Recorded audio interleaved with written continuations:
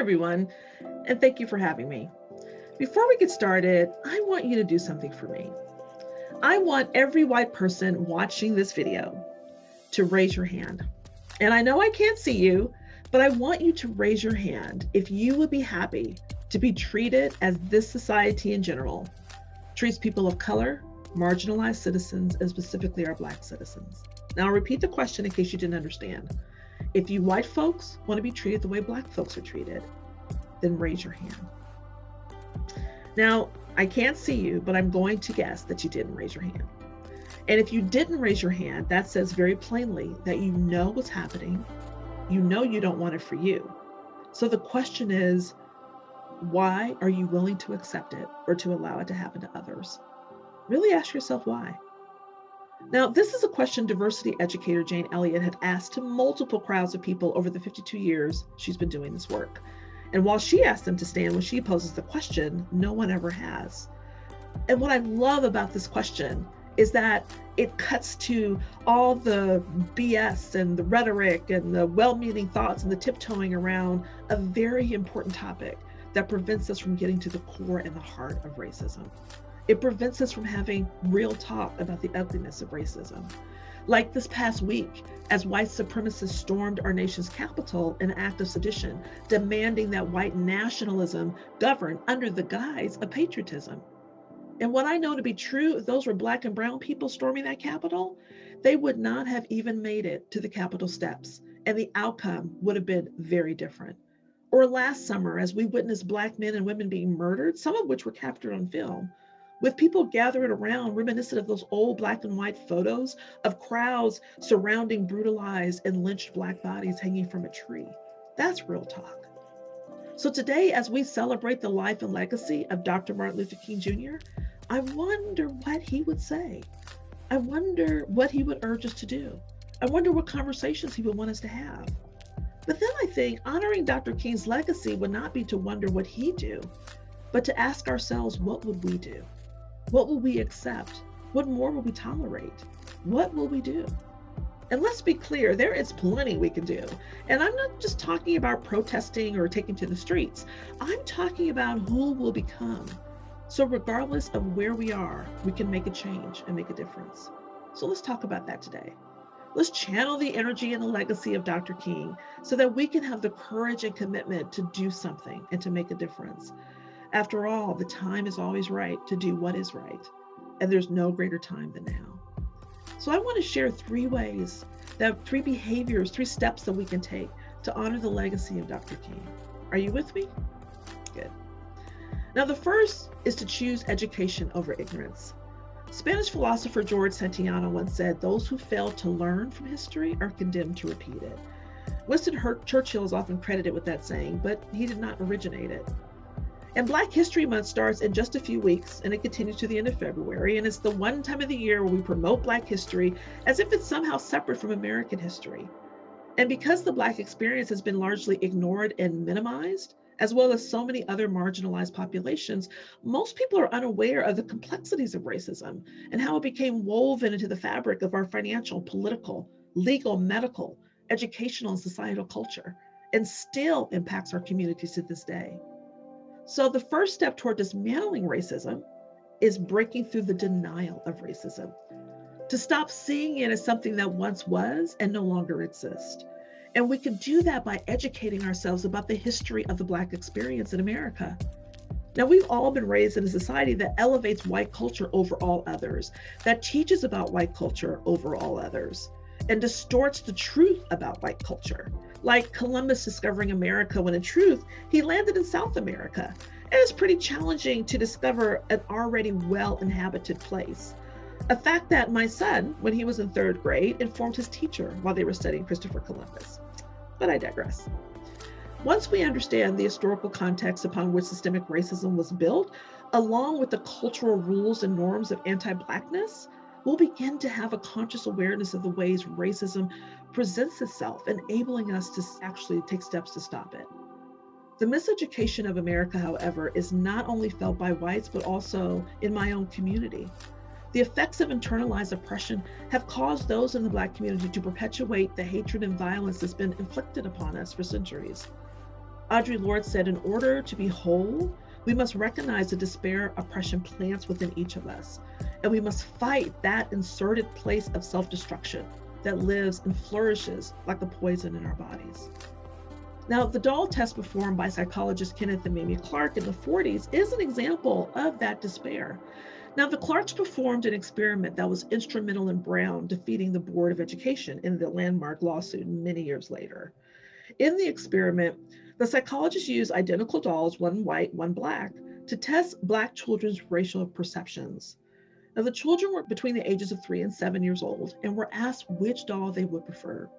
What was really shocking to the psychologist was that an overwhelming majority of the children preferred the white doll, even thought the white doll was prettier or smarter.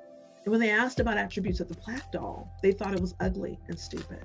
In fact, some of the children became so upset after describing the dolls when they realized that they were in truth describing themselves, and they ran out of the room crying. Dr. Kenneth Clark himself found the experiment disturbing.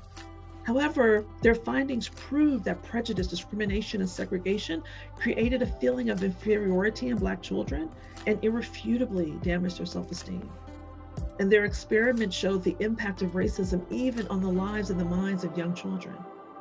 And before you think, well, this was in the 1940s, so of course this would be the results.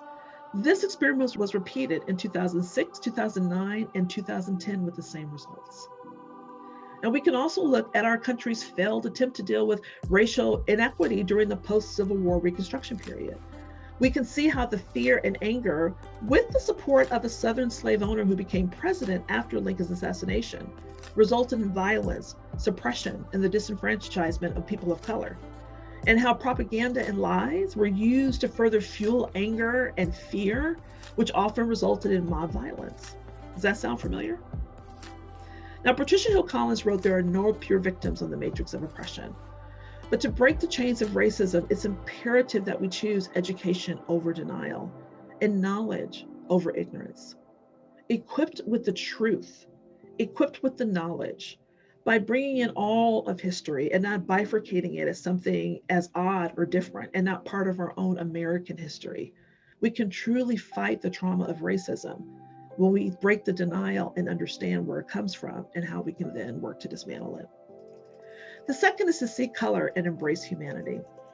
When Dr. King said, whatever affects one directly affects all indirectly, he wanted us to understand and embrace our shared humanity, to know that racism isn't just a Black or brown problem, but it's all of our problems, that all lives can't matter until Black lives also matter.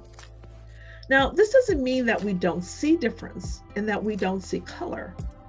A colorblind philosophy, however, it prevents us from seeing the uniqueness, details, the qualities and beauty of our own individuality, the thing that makes you, you. Jane Elliott once noted that we have to stop thinking of America as a melting pot where we're all diluted and blended and unrecognizable, melded into something totally new and different, but instead as a salad where each ingredient can be seen, savored, and enjoyed.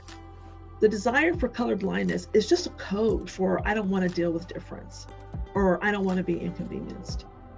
The only way we can move past stereotypes and assumptions is to truly see each other, to see the richness of our individual culture, identity, and history, to ask questions, listen for the answers, and apply that learning.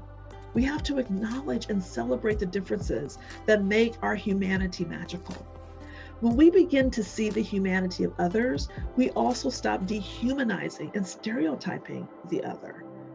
And if we could stop using phrases like those people, or seeing other people or other cultures as monolithic groups, that if there's one person of that group, then they represent and are just like everyone else in that group.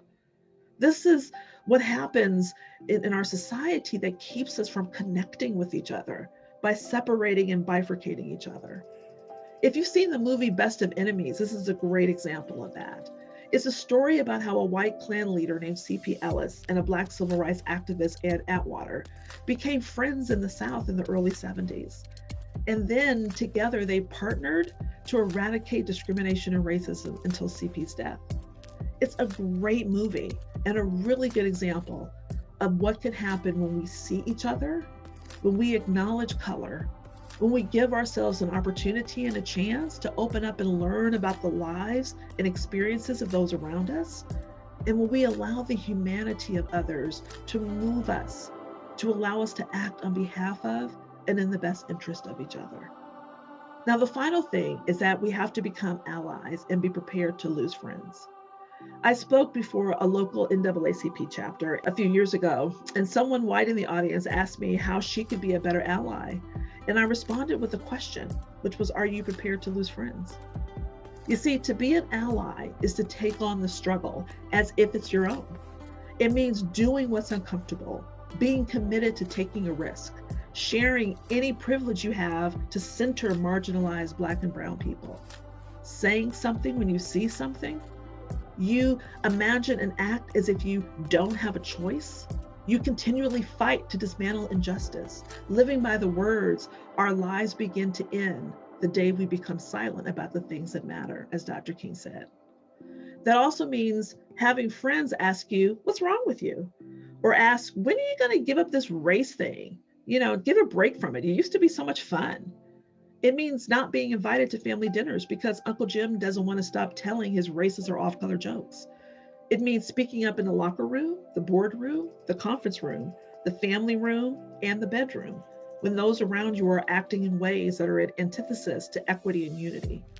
And if that feels too hard, if that feels too much of a sacrifice or too challenging, then consider those who can't take a break from racism, who can't be in the rooms you're privileged to be in, or to be around people that your privilege gave you access to, or opportunities to make a difference in the community that others can't, or your privilege how it allow you to organize and to be in places and spaces that others can't be into.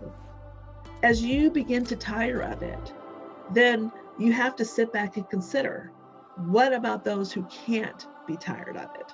What about those who can't take off the mantle for a moment and get a break? When you consider that, then get back into the fight. Get into what Congressman John Lewis called good trouble and necessary trouble. The question to ask yourself if you're stepping into allyship is, are you willing to get into good trouble? Allyship is an active and lifelong practice that permeates every area of your life. And you can be an ally by becoming a sponsor and a champion of someone from a marginalized community, supporting their growth and development in your organization. You can ensure that marginalized voices are both heard and respected. You can use your power and influence to shine a light on peers from marginalized groups. You can be an upstander instead of a bystander by taking action when you witness wrongdoing and then combat it at every turn. You can push back on offensive comments and jokes, even if no one within earshot might be offended or even hurt. You can create a safe space for members of marginalized groups to express their fears and frustrations and needs. Listen, simply listening to their stories and trusting that they're being truthful creates a protective layer of support. Believe others' experiences and don't assume something couldn't possibly happen or be true just because you can't visualize it, you can't imagine it, or you haven't personally experienced it for yourself. Because you know what? You may never experience it for yourself. It's being okay to be incredibly uncomfortable with the uncomfortable conversations. Allyship is a process and a journey, and it requires showing up, being present, engaged, and committed at home, at work, and throughout your community. Now, I opened up this talk asking you to raise your hand if you'd be willing to be treated the way Blacks and marginalized citizens in our society are treated. And if not, why do you allow it to happen? I hope this information, these 3 points, really helped you and encouraged you to no longer be willing to allow it to happen anymore. The next step, however, is what are you going to do about it? We're at a critical moment in our country, in our history. We're at a crossroads. We have to do more than put out a sign, listen to talks, or have private conversations, or even just read a book. We must educate ourselves and understand our shared history. We have to celebrate our uniqueness while working to support our collective humanity. And we have to be willing to take a risk to eradicate racism in the many forms that it exists, both in ourselves and all around us. The good news is it's not too late. There's no need to look back, feel regretful, or wonder, oh, if only I would have. Today's a new day, another chance, a new opportunity for us all to be different, for us all to do differently. We can begin right now today.